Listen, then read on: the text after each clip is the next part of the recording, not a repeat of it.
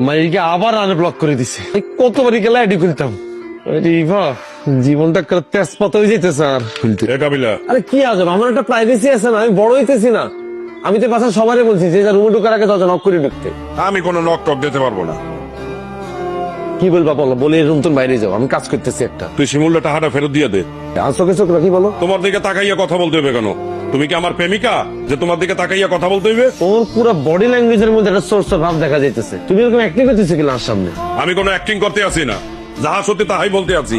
আমনের আম্মার তো অনেক টাকা, এর জন্য সবাই সোর্স মনে হইতে আছে। আপনারা শিমুলের টাকা ফেরত দিতে বলছি, টাকাটা ফেরত দিয়ে দিবেন। গরিবের টাকা মাইরে খাইয়েন না, এতে আল্লাহ উঠাইবে না। এই বুইরা এদিকে তাক, এদিকে তাকা। পেন্সিলটাতে ভুটোটা একদম ফুটা করে দিও। শিমিল্লার মতো হলা, তোর একটা বুঝ দিছে, তুই বুঝতে তুই আনা বুঝতে এসছিস কেন? তোর তো উচিত আসলে শিমিল্লা কয়ে টাকাটা তুই কই থেকে পাইলি? তোর তো উচিত আসলে শিমিল্লার শাসনটা করা, নাকি টেয়ার বাগলো বেহিকাত তোর শতান গোনাইকার বয়স হয়েছে এখন পর্যন্ত সম্মান হলো, বিবেক হইলো কোনো। যা বাইরে তুই গেট আউট। ওই মিয়া, আপনারা না ওভার অ্যাক্টিং করে পেলাম মানা করছি। আমি ওভার অ্যাক্টিং করে তো ধরা ঢাকাইছেন।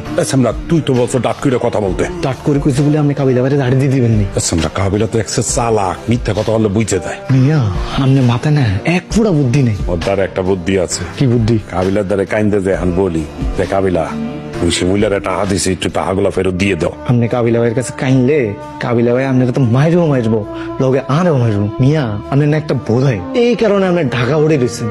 মানে মিয়া কোনোদিন বিদেশে যেতে নিতেন না, বিদেশ যাইতে তো হাইতেন নয়, আপনি কোনোদিন বিয়ে হইতো না।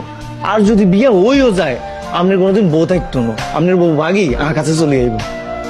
শিমুলে তুই কি বললা?